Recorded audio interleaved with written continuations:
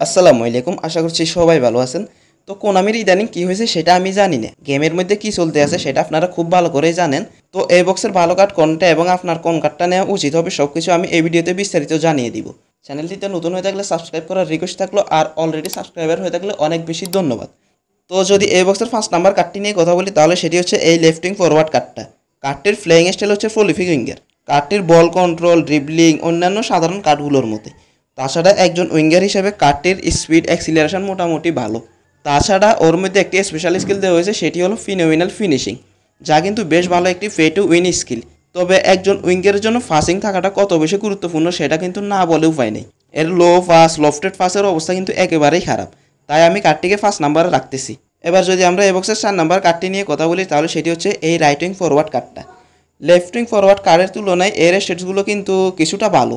তবে এই কার্ডের সবচেয়ে বড় সমস্যা সেটি হলো এর ফিনিশিং। যেসব প্লেয়ারগুলো ফরওয়ার্ড লাইনে খেলে থাকে তাদের মিনিমাম 85+ ফিনিশিং থাকা উচিত, কিন্তু এর ফিনিশিং মাত্র 75, তাই আপনাকে অবশ্যই এই কার্ডটিকে স্কিপ করতে হবে। এরপরে 3 নাম্বার কার্ডটি হচ্ছে বেঞ্জার ACMF কার্ডটা। কার্ডটির স্টেটস মোটামুটি এভারেজ, আর এটি ছাড়াও কার্ডটির অনেকগুলো মাইনাস পয়েন্ট রয়েছে, যেমন এর ফিনিশিং। কার্ডটি একটি হোল প্লেয়ার কার্ড, তাই সে গোল করার জন্য উপরে উঠে যাবে, কিন্তু তার ফিনিশিং কম থাকার কারণে গোল হওয়ার চান্স একদমই কম থাকবে। তো এই গেল এই বক্সের নিম্নমানের 3টি কার্ডের রিভিউ। আপনার স্কোয়াডে যদি খুব বেশি প্রয়োজন না পড়ে তাহলে আপনার এদেরকে নেমে একদমই বোকামি হবে। এবার আপনারা বুঝতে পারতেছেন যে কোন 2টি কার্ড নিয়ে কামড়াকামড়ি শুরু হতে পারে।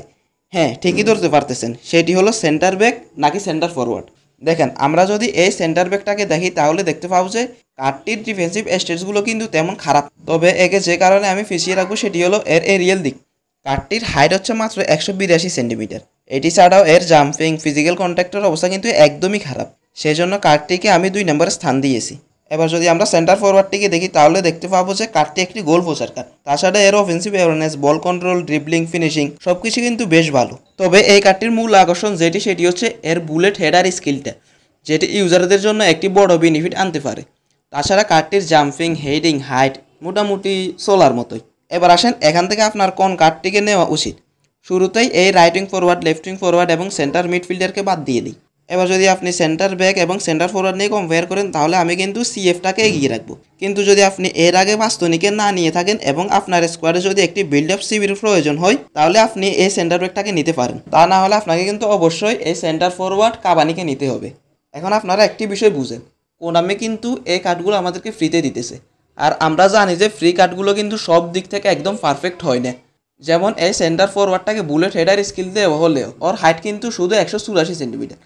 তাছাড়া ওর জাম্পিং, হেডিংও কিন্তু খুব একটা সুবিধার না। আবার যদি আমরা সেন্টার ব্যাকটাকে দেখি তাহলে দেখতে পাবো যে ওর ডিফেন্সিভ স্টেটসগুলো কিন্তু মোটামুটি ভালো, তবে ওরও এরিয়াল দিকটার অবস্থা একদমই খারাপ। আর রাইটিং ফরওয়ার্ড, লেফটিং ফরওয়ার্ড এবং সেন্টার মিডফিল্ডারদের কথা তো বাদই দিলাম। তাই আশা করি আপনারা বিষয়টি লক্ষ্য রাখবেন। তো ভিডিওটি ভালো লাগলে লাইক করতে পারেন, চাইলে বন্ধুদের মাঝে শেয়ারও করতে পারেন। আর আপনি যদি একজন ফ্রি টু প্লেয়ার হয়ে থাকেন তাহলে অবশ্যই চ্যানেলটির সাথেই থাকবেন, কেননা ফ্রি রিলেটেড সকল ধরনের ভিডিও আপনারা এই চ্যানেলটিতে পেয়ে যাবেন। ততক্ষণ পর্যন্ত ভালো থাকবেন। আল্লাহ হাফেজ।